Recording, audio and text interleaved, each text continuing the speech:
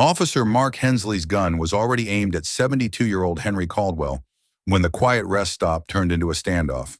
Henry, a retired Navy specialist carrying sealed federal evidence, refused to flinch or explain, knowing every second mattered.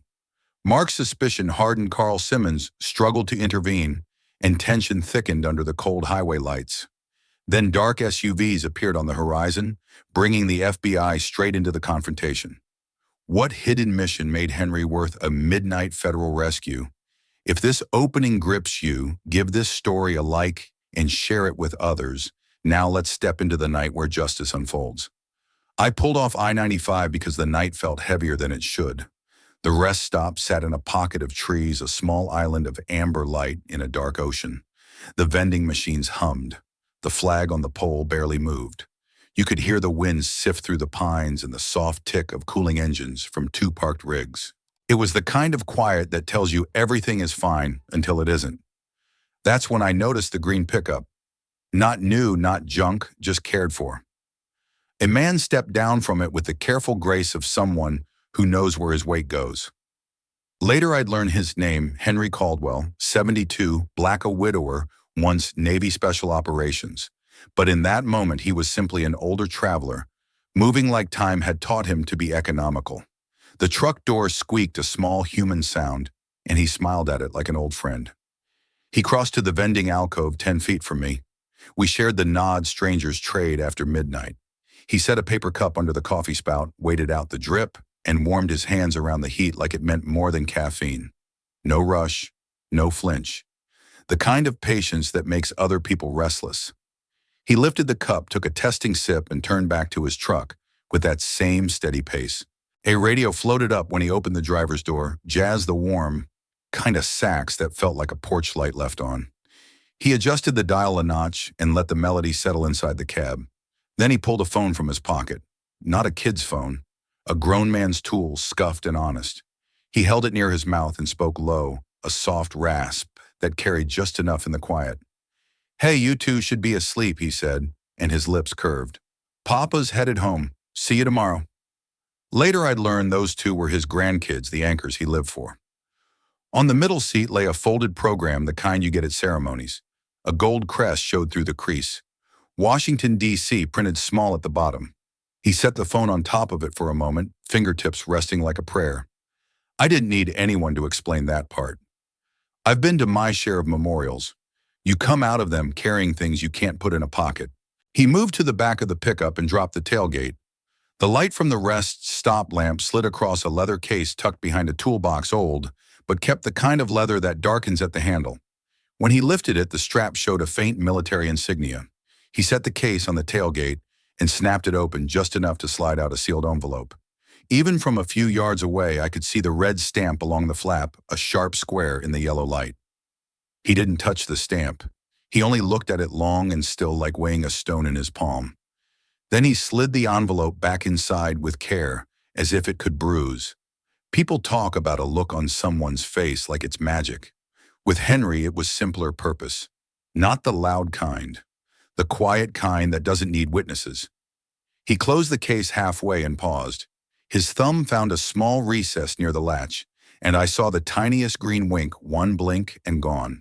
It was nothing anyone would notice unless they were looking straight at it.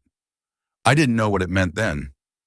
Later I learned it was a locator he carried out of habit, the kind of habit you keep when you've spent a life accepting that help is often minutes away and minutes matter.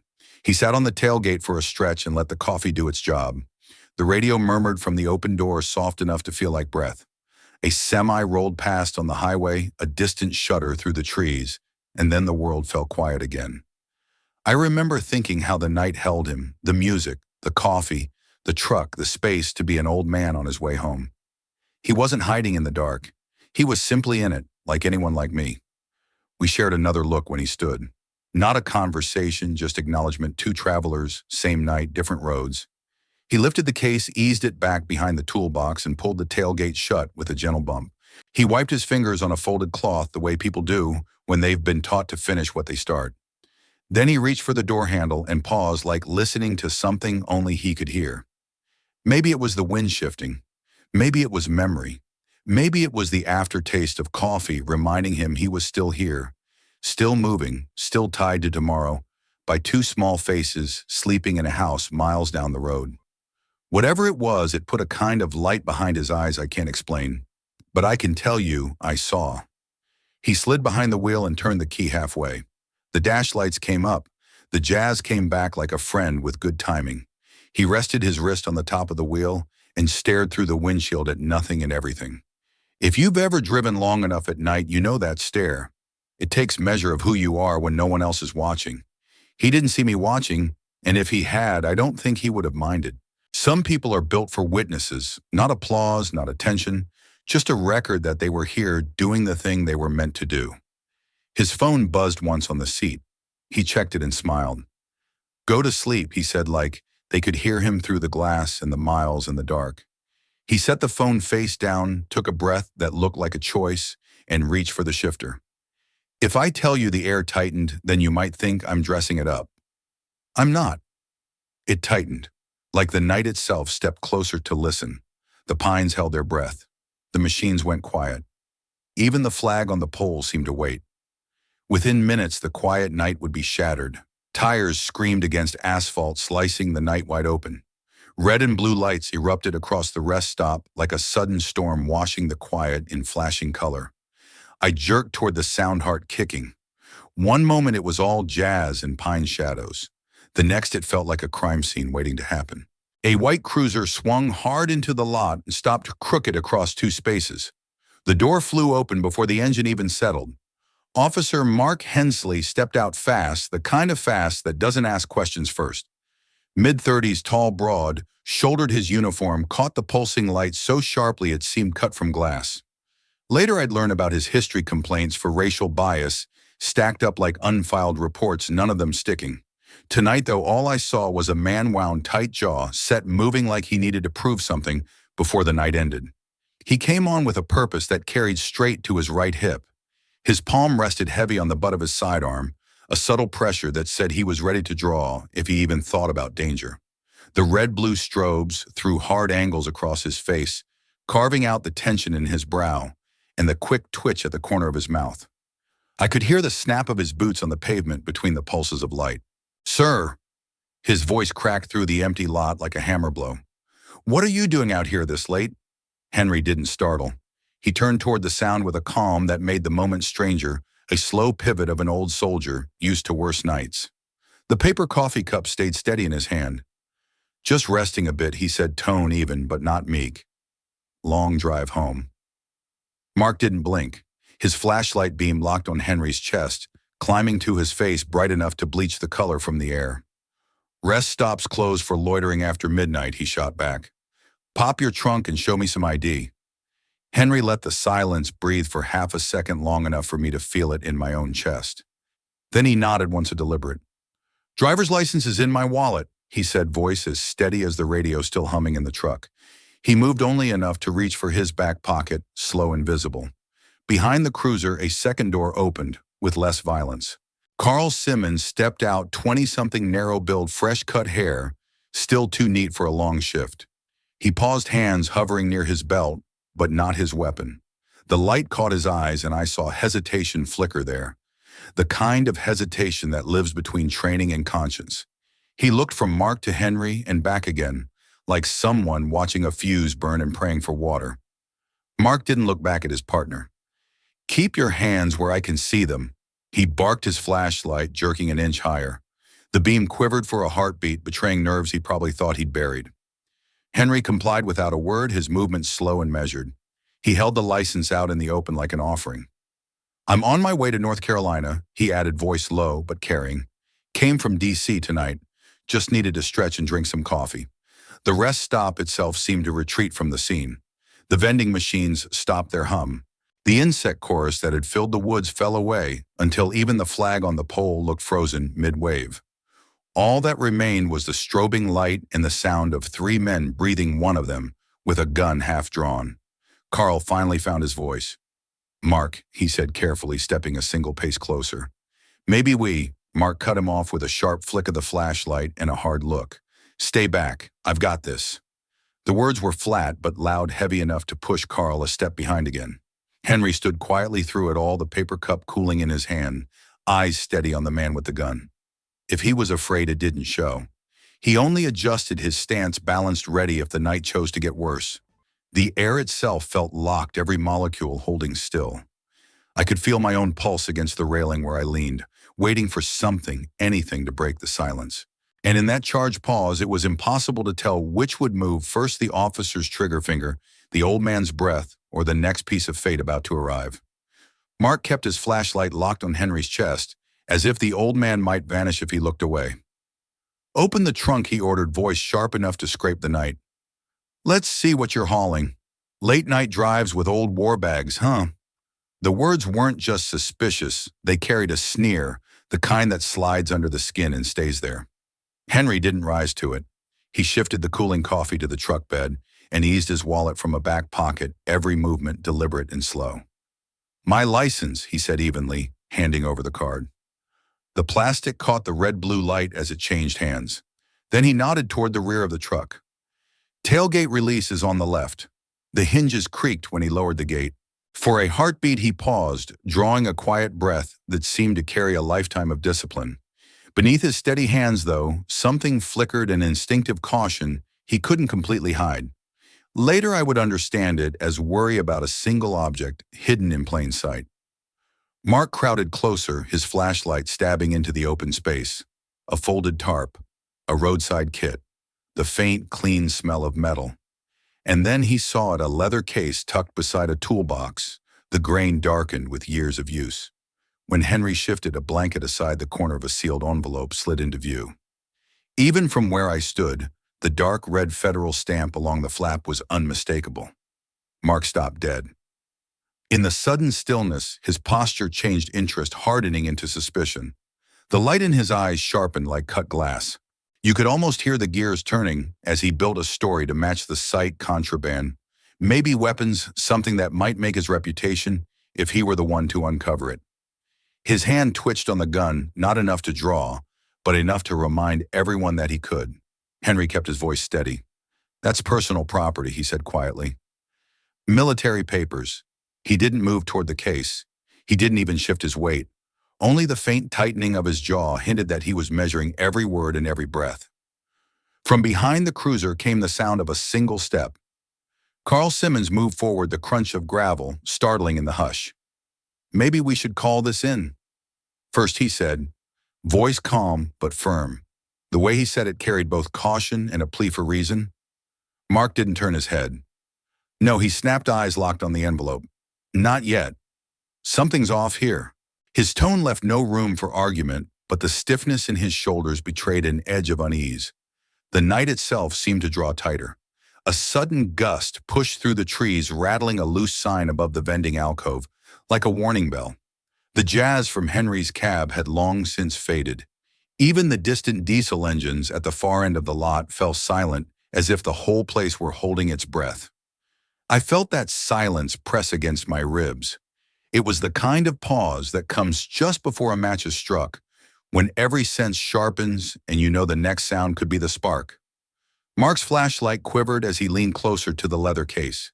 Henry's eyes stayed fixed and unreadable, a soldier's patience wrapped in an old man's calm. Carl shifted his stance, weight braced, torn between duty and conscience. The rest stop seemed to wait with us, a single breath, suspended in the dark for the instant when thought would give way to action and the night would finally break. Henry reached for the edge of his jacket pocket, slow, careful, nothing sudden. Maybe it was to pull out a handkerchief or simply to steady himself. But in that charged silence, every small motion felt enormous. Mark's body snapped tight. The metallic hiss of a gun clearing leather cut the night, and the muzzle found Henry's chest before I could draw a full breath. "Hands where I can see them, or I'll shoot." Mark's voice cracked the air like a rifle shot of its own, bouncing off the concrete and the metal sides of parked trucks. The red-blue strobes flared against the steel of the pistol, making it gleam like a shard of lightning. The whole rest stop seemed to flinch. Henry stopped mid-movement.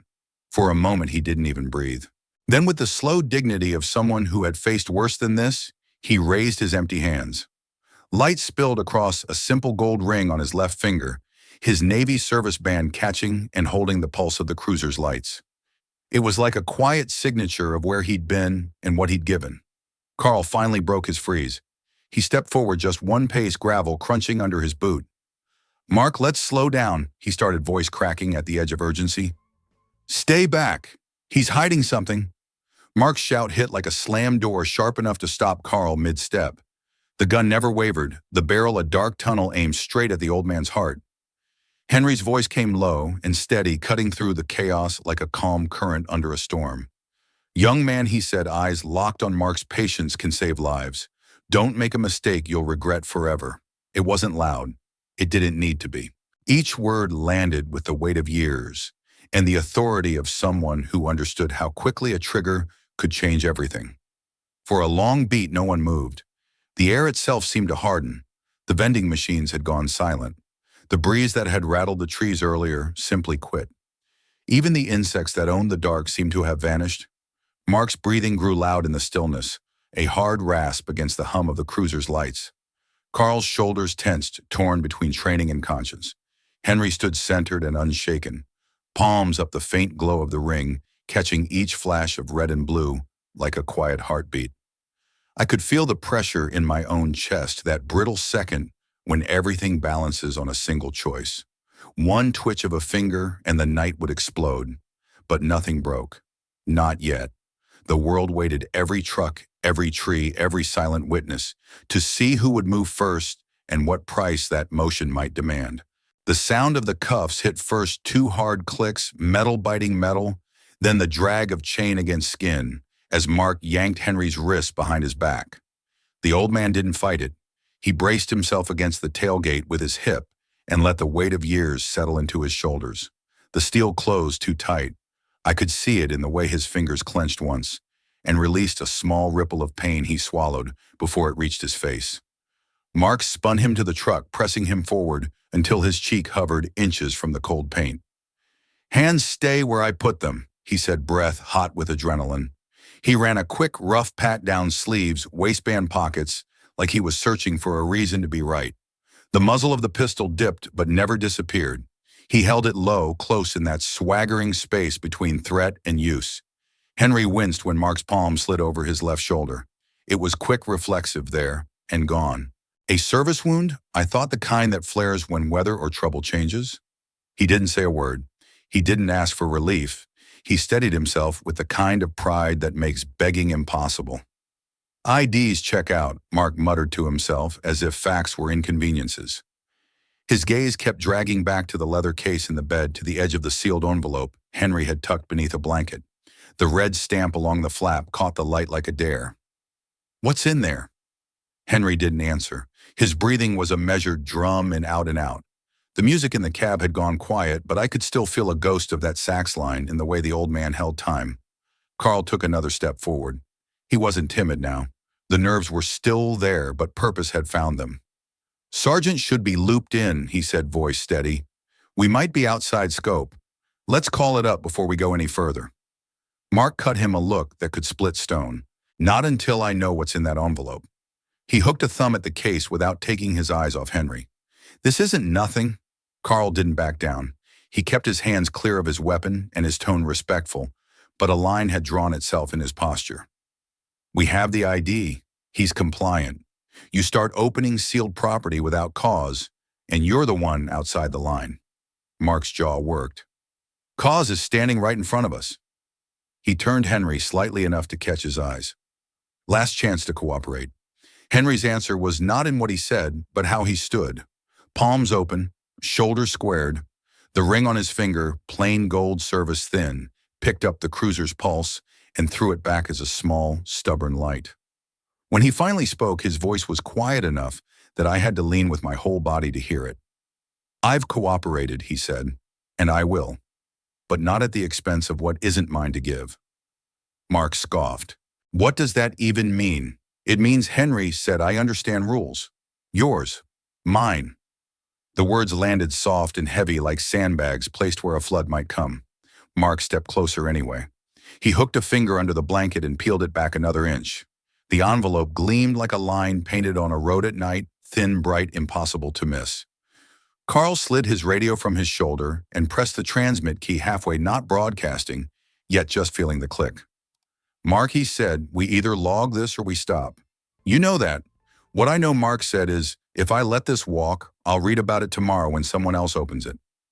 He nodded toward the case. Step aside. Henry's cuffed hands twitched once behind him, then stilled. I saw his eyes cut toward the phone on the front seat, face down black glass, a lifeline asleep under the dome light. The urge was there, naked and human. Call the two children waiting on the other end of morning. Call anyone who could say the right words in the right order to turn this night back into what it had been. His breath caught, and for a heartbeat I watched 100 choices pass through him. Then he drew air and slow deep, the way people do when they need to plant their feet in something deeper than fear. A memory crossed his face like a shadow, not a picture, a sentence he'd learned so long ago it lived in his bones. Patience saves more lives than bullets ever will. He let it anchor him. He turned his eyes back to Mark and said nothing. Not defiance, not surrender. Strategy. The silence tightened. Neon from the vending alcove flickered a tired lamp trying to hold its ground. The highway beyond the trees became a distant hush, like the sea in another state. Breath became the only honest sound, Mark's short and jagged, Carl's measured and ready, Henry's even and low. Don't do this, Carl said softer now, which somehow made it firmer. If you're wrong, you won't unring it. Mark set the gun in close to his thigh and reached for the case with his free hand. If I'm right, we're heroes by sunrise. He slid the blanket aside with two fingers, slow enough to look careful, fast enough to look committed. Henry's gaze didn't follow the movement. He kept his eyes on Mark's face the way you look at a man who doesn't know he's standing on a cliff. There was no pleading in it. Only a kind of old grief, the kind that mourns what panic does to people who might otherwise be good. Young man, Henry said the words almost a breath. This isn't the line you want to cross. Mark froze for half a beat more at the tone than the content. Then the moment snapped. He squared his shoulders and edged the case open a fraction more, just enough for the envelope to lift against its own stiffness. The air pressed closer. The glow from the cruiser light seemed to tighten its circle until all that existed was Guncuff's envelope and the space between three men making a decision none of them could take back. The machines didn't hum. The trees didn't whisper. The night had tucked its hands away like it wanted no part of what came next. I realized I'd been holding my breath. I let it out and took another thin and careful, as if oxygen itself might tip the balance. Somewhere far away, a semi downshifted and rolled on. Here, nothing moved. Henry's jaw relaxed. His shoulders stayed square. He chose the only ground he had left: stillness. And that's where we all stood in the hard light, a young officer leaning over a sealed truth, a veteran bound by metal and oath, a partner caught between law and conscience. The neon blinked once, twice, as if counting down. The next sound we all knew would decide the night. The sound reached us before the lights did a low, rolling growl that didn't belong to the highway. It swelled from the trees like weather, then broke across the lot as a black SUV nosed in no plates, high beams, cutting a clean white path through red and blue. The engine didn't rev. It pressed steady and certain, like it knew exactly where to stop. Carl flinched first. His head snapped toward the access road, fingers brushing his radio. We didn't call for backup, did we? He asked, not quite whispering, not quite breathing. The words hung there bright as the headlights with nowhere to land. Mark pivoted with the vehicle gun, hand tightening until his knuckles blanched. He stepped a half stride in front of Henry, not protective possession. His eyes tracked the SUV with a narrow, feral focus, trying to fit it into a story that made him right. The pistol rose a fraction. The blanket over the leather case slipped another inch. Henry didn't watch the gun. He watched the lights. A small, almost private smile touched the corner of his mouth, the kind a man wears when a plan arrives on time. He didn't speak. He didn't need to. Something in his gaze said the night had just remembered how it was supposed to end. The SUV eased to a stop, 20 feet out engine, idling with that deep-tuned calm you hear on government lots. No doors opened, no siren, just the steady wash of white across three men and a truck bed holding a sealed envelope, like a fuse. Hands, Mark barked at the windshield as if the vehicle could obey, as if volume could change what it was. The muzzle tracked the driver's side. I could hear his breath again, short, mechanical, and the faint hitch when he realized he was shouting at someone who wasn't shouting back. Carl slid 2 steps to the side, widening the triangle, one hand up and opened the other, finally depressing his radio's transmit key. Unit 12 requesting immediate. He stopped himself, eyes flicking to the blank space where a plate should be. Whatever he meant to say turned into a measured silence. Training told him to talk. Instinct told him to wait. Henry shifted his weight just enough to stand taller. The cuffs clicked softly against each other. In the high beams, the service ring on his finger flashed once like a signal mirror. I thought about the tiny green blink I'd seen near the latch earlier, and felt the same quiet certainty settle into my bones. Somebody somewhere had been listening. Time slowed, or maybe it condensed. The idling engine became a drumbeat. The neon from the vending alcove fluttered like a failing pulse. The cruiser lights threw their stuttering colors over polished metal and drawn faces, painting everything in the same anxious red and blue. The SUV's headlights dipped as the transmission shifted into park. The engine dropped, half a note deepening into that official hum you recognize even if you've never heard it up close. Still no doors, still no voices, just presence heavy as weather. Mark's jaw locked. "Don't move," he told everyone, and no one, the barrel making small nervous arcs in the air. The command sounded smaller than the machine he was facing. Henry breathed in slow and full. Whatever pain the cuffs had etched into his shoulders smoothed out. He looked like a man arriving at a rendezvous. He looked like patience paying off. Then the engine settled one last time, lower, steadier, like a drummer tapping twice before the downbeat. In that suspended second, the whole rest stop leaned in trees, trucks, lights, all of it, listening for the first door to open and the night to turn on its hinge. The SUV's doors opened in a clean practice sequence driver, first rear doors, a beat after no rush, no panic. 3 figures stepped into the light in those dark jackets with gold letters across the back that don't need introduction. The one in front set the tone, mid-40s, composed eyes scanning fast and settling faster. "Special Agent Laura Bennett," she said, voice steady enough to quiet the engine's hum. You could tell who was in charge by how the night seemed to make room for her. "Step away from him. Now." No siren in it, no theatrics, just authority. The command cut straight through the red-blue stutter and found Mark like a hand to the chest. He stalled half a second, legs braced, gun still up. The word "now" hung between them with more weight than the pistol. Mark tried to meet force with form. "You got jurisdiction here. Let me see your paperwork," he shot back, chin lifting. "This is a lawful stop. I have the right to inspect." Laura moved one step closer, enough that the high beams laid a clear line across her badge. The second agent held back at the hood. The third slid sideways to cover angles. "Badge," she said, flashing hers, then lifted a slim folder. "Protective order for a federal witness. Henry Caldwell is under our custody and protection. You will lower your weapon and step away." The word "witness" hit like a door unlocking. I heard Carl draw a thin breath through his teeth. Mark didn't lower the gun. Not yet. He scanned the folder, then Henry, then back to Laura, hunting for some crack to wedge his will into. "What's the charge?" "What's he carrying?" Mark asked, trying to sound procedural, not cornered. "If there's contraband, I'm stop." Laura said, not louder, just firmer. "We're not discussing an active operation in an open lot." She shifted her focus past the weapon and straight through Mark's posture. "You're pointing a firearm at a federal witness. That ends right now." For the first time, I saw something give in.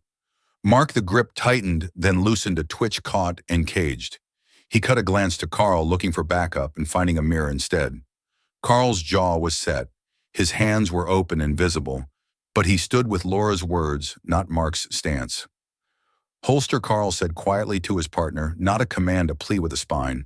The radio on his shoulder crackled, then went still, as if even the airwaves were waiting to see which way the night would tilt. Henry hadn't moved beyond the slight lift of his shoulders to ease the cuffs. He watched Laura with calm relief that didn't show off. If pain lived in his wrists, he buried it under something older and steadier. The service ring on his finger caught the SUV's light like a lighthouse flash. "Here, here." Laura's gaze flicked to Henry, one heartbeat enough for recognition to surface. "Mr. Caldwell," she said, softer at the edges, "you still walk like you own the drill pad." A small smile ghosted across her face, the kind you give an old instructor you never forgot. "You ran Winterfield for the Civil Defense Program at Fort Gordon. I was a recruit. You told me patience looks like weakness until it saves a life." Henry's mouth curved barely. "Good memory, Agent. Good teacher." She returned, then squared back to Mark. "Last time, lower the weapon." Mark's shoulders rose and stalled there.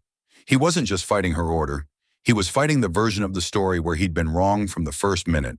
The barrel dipped a fraction, came up, dipped again. Finally, with a clack too loud for such a small motion, he slid the gun into its holster and stepped back half a pace, breath sawing hard through his teeth. "Keys," Laura said, palm open. Carl didn't wait for Mark. He stepped in careful and clear and took the cuff key from the duty belt with deliberate fingers. "I've got him," Carl said, voice steady now. He moved behind. Henry found the lock by touch and turned it. The cuffs released with a tired click, metal surrendering. "Sir, I'm sorry for not stopping this sooner. It wasn't a script. It sounded like something he'd wanted to say since the first flash of blue." Henry rolled his wrist once, not to shake off pain so much as to confirm mobility. He didn't look at Mark. He didn't gloat. He lifted his gaze to the tree line, then to the stars hazed by highway light, and let out a breath that changed the temperature of the moment. Laura angled herself so she stood between Henry and the men who had drawn on him. "We're escorting Mr. Caldwell," she said, crisp again. "You will document your contact and release. Any further action goes through the Bureau." Mark's mouth worked around words he didn't say. Whatever pride he had left was busy stitching itself into silence. Henry glanced at Carl, the smallest acknowledgement of a line crossed back in the right direction, then turned to Laura. "I told you," he said, voice a quiet thread running the length of the nighttime would speak. It did. In the blink of a badge, a key turning a weapon holstered the night-changed language.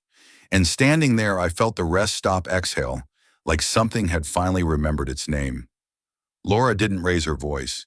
She didn't have to. With Henry's cuffs off and Mark's weapon holstered, the night finally left enough space for sentences to land. "Here's what's happening," she said, the folder angled under the beams. "Mr. Caldwell just came from a closed-session meeting at the Department of Justice. He is a protected witness in a federal investigation into a money laundering network that runs through several shell companies and touches certain local law enforcement officers. Names, accounts, timelines." She tapped the folder once. Tonight was about securing the last pieces. The words didn't boom. They settled like heavy books set on a table. I felt the shape of the story shift beneath my feet. The rest stop was no longer the whole world. It was a pin on a much larger map. She nodded at the truck bed. "The sealed envelope contains exhibits for the grand jury. Chain of custody intact. You don't open it.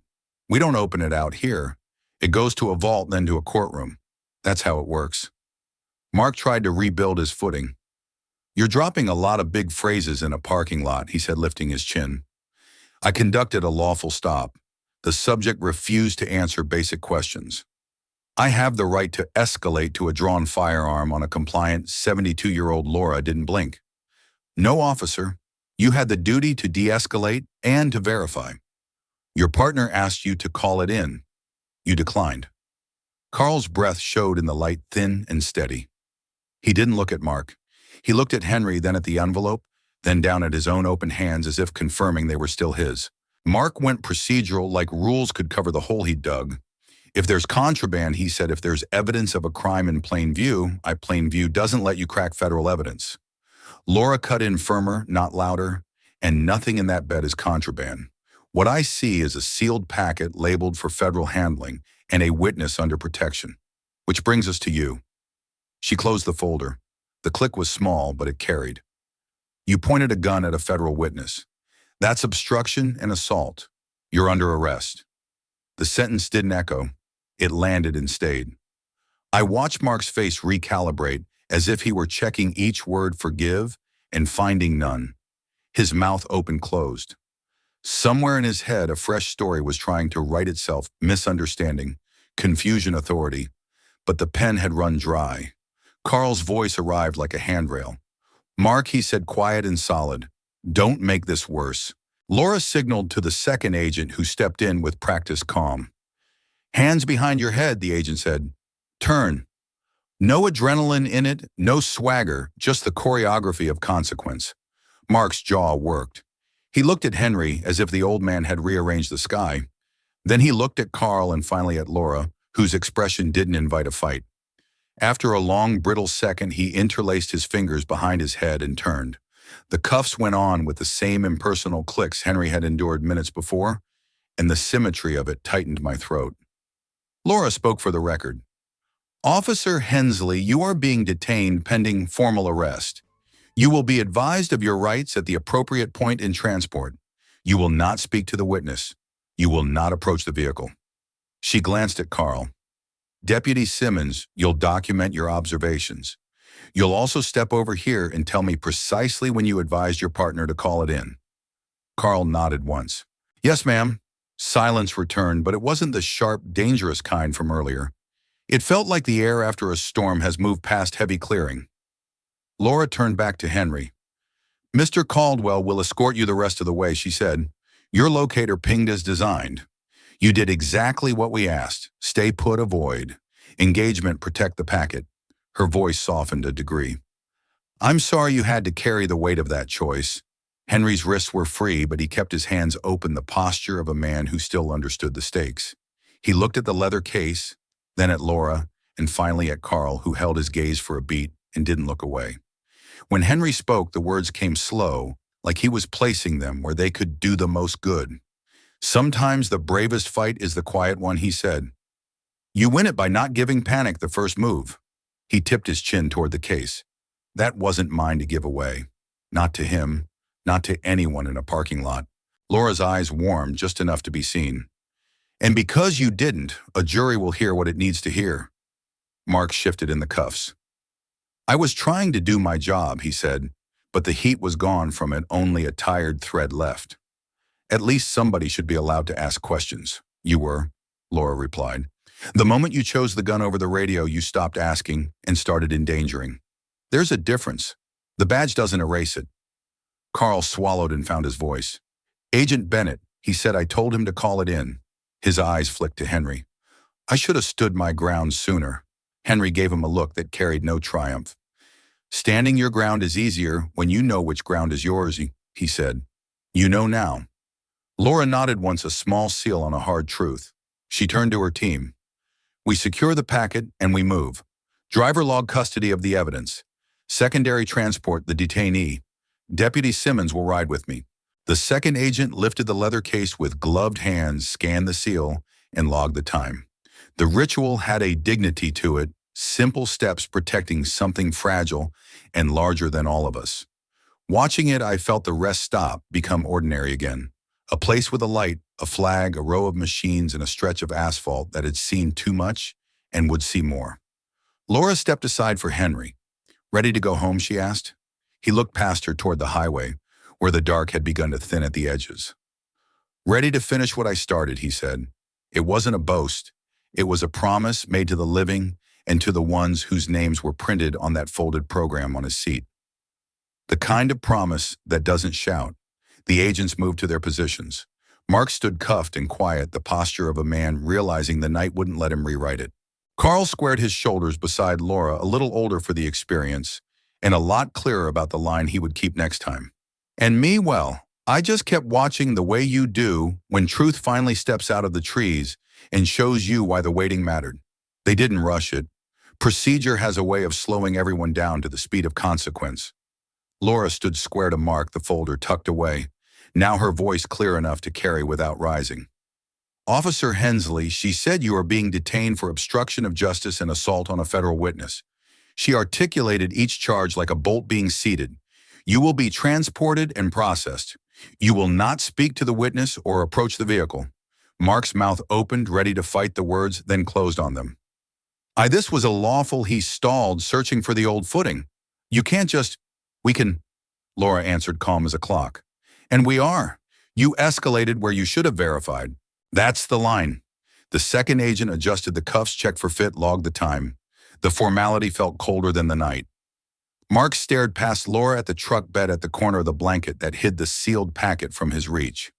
What had looked like a victory 10 minutes ago now sat like a locked door he'd tried to kick with the wrong foot. Carl stepped forward, spine straightening, as if a decision had just clicked into place inside him. "Agent Bennett," he said, voice careful, but sure, "I'll write the complete statement. I advised my partner to call it in. He declined. I'll testify to that and to the moment he drew his weapon." He swallowed once, then added, and to Mr. Caldwell's compliance. Laura met his eyes and gave a single nod, not praise so much as acknowledgement, a man picking a side and meaning it. "We'll record it," she said. "Start with what you saw, not what you thought." "Yes, ma'am." Carl drifted toward Henry, the way people do when they need to set something down where it belongs. He didn't reach for a handshake. He didn't pretend the last half hour could be smoothed over by a phrase. He just stood there, the apology already on his face. "Sir," he said, "I should have stood firmer sooner." Henry turned toward him, wrists free but bearing the faint red marks of metal. He placed a steady hand on Carl's shoulder. No show, no squeeze, just a human weight that said, "We both know what matters here." "Do better from here," he said. 4 plain words, and they landed like a benediction. You could feel the permission in them not to erase what happened, but to become the kind of man who won't let it happen again. Mark tried one more angle, a last swing at a closing door. "You're taking the word of a," he couldn't finish it. Maybe he saw what the next word would reveal. Maybe he heard his father in the old kitchen or his mother in the church aisle. The steady voices that raised him on phrases he hadn't visited in a long time. "Be fair. Count to 10. Power isn't proof." The heat drained out of him. His shoulders sagged, not with surrender to Laura, but to the version of himself that had just stepped into the light and didn't look good in it. He stared at his own reflection in the cruiser's glass and flinched at whatever looked back. Laura didn't push. She didn't preach. "Transport's 2 minutes out," she told her team. "Maintain separation." Then to Mark, as matter of fact as the road paint under our feet, "You'll have counsel. You'll have your day. Tonight you have custody." He nodded once, jerky, almost boyish, and looked at Henry as if he wanted to say something that wouldn't come. The old man didn't meet him with triumph, only with a quiet that offered no place to hide. Around us, life stirred back into the space the crisis had taken, a diesel cough from the far end of the lot, the vending machine humming again, the flag loosening from its stiff pose. The agents finished their logs. Carl began his each line an act of repair. Standing there, I kept thinking about how thin power looks when it's built on suspicion instead of truth. It can flash, it can shout, it can take up the whole night for a while.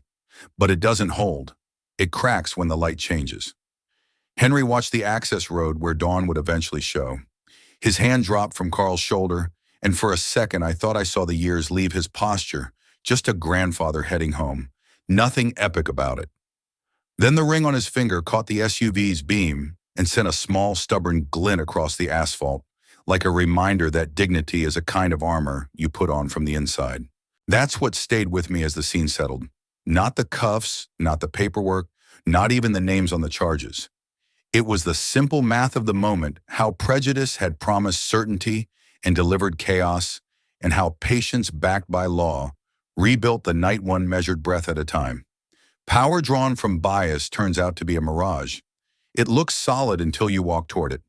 What lasts, what actually carries you through, is quieter accountability, restraint, and the kind of justice that doesn't need to perform to be real. Morning didn't just arrive, it unfolded. The black sky lightened from the edges inward until the horizon spilled a soft orange glow across the rest stop. Mist lifted off the asphalt like steam from a long-closed pot. The flashing reds and blues that had ruled the night faded against the first clean strokes of daylight. Henry's green pickup sat steady under it, all the leather case secure in the bed, a quiet emblem of a night survived and a new day beginning. Laura walked back from the command SUV clipboard tucked under her arm, her face gentler now that the paperwork was complete. She stopped beside Henry and extended her hand. "We'll make sure justice is served," she said, each word deliberate and calm, a promise rather than a line. The handshake wasn't quick. It held a warmth you only give someone you respect. For the first time in hours, Henry let a real smile crease the corners of his eyes. Carl joined them with his report signed and sealed, the weight of the night still in his posture. He gave Henry a small nod, one professional to another. Henry returned it with the quiet grace of a man who knows when to let a moment stand without commentary. The FBI team moved with measured efficiency, securing evidence and preparing transport for Mark, whose silence now felt less like defiance and more like reflection. As the SUV carrying Mark rolled toward the exit, the sun broke full and clean over the tree line. Gold light swept across the parking lot, catching the service ring on Henry's finger until it shone like a tiny beacon. He turned toward the south where the highway curved toward the home waiting for him. For a long breath he stayed there watching the light strengthen, and his face softened into something private. Maybe he was seeing his late wife, the one whose wisdom had steadied him through the night. Maybe he pictured the two grandchildren he'd promised to hug by noon. Whatever the vision, it lit his expression from the inside. Laura waited a respectful distance until Henry stepped back from his thoughts. "You kept your word," she said quietly. "That patience you taught me back at Fort Gordon tonight, it saved lives." Henry's smile widened just enough to show he'd heard what mattered. Sometimes, he said, the hardest action is the one that looks like stillness. The words settled over us the way the dawn did, slow, unstoppable, certain. The hiss of the vending machines returned a soft domestic sound, as if the night's violence had been a story told somewhere else. Trucks started their engines one by one, gears shifting into the business of the day. Before climbing into his pickup, Henry looked once more at the now empty space where the cruiser had stood. In a world quick to judge, he said not loudly, but so the air carried it, the quiet courage to stand firm can change everything. It wasn't a speech. It was a truth offered like a stone placed carefully on a trail for others to find. Laura touched his shoulder lightly.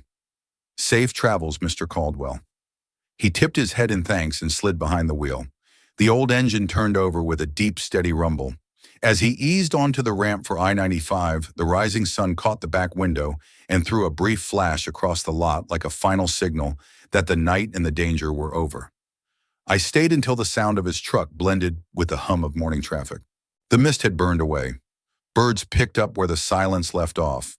What remained wasn't drama, but something stronger, the simple proof that dignity and restraint can outlast fear and force. That's the picture I keep even now, a quiet man, a sealed envelope, and a sunrise bright enough to make you believe that patience and justice still have the last word. Thank you for staying with this story until the very end. Tonight we followed Henry Caldwell through a long, tense night that proves something powerful, that quiet courage and patient faith in justice can stand stronger than fear, prejudice, or even a gun. It's a reminder that dignity is not weakness and that the right choice is often the hardest one to hold. If this journey moved you, please like this video and share it with friends or family who believe that real justice still matters. And if you haven't already subscribed to Mr. Mac's Stories, so you won't miss the next powerful story of courage, justice, and hope. Your support means more than numbers. It fuels the heart of our team at Mr. Mac's Stories, giving us the drive to keep creating meaningful stories that speak to the soul. Together, we can keep these voices alive and carry their light into the world.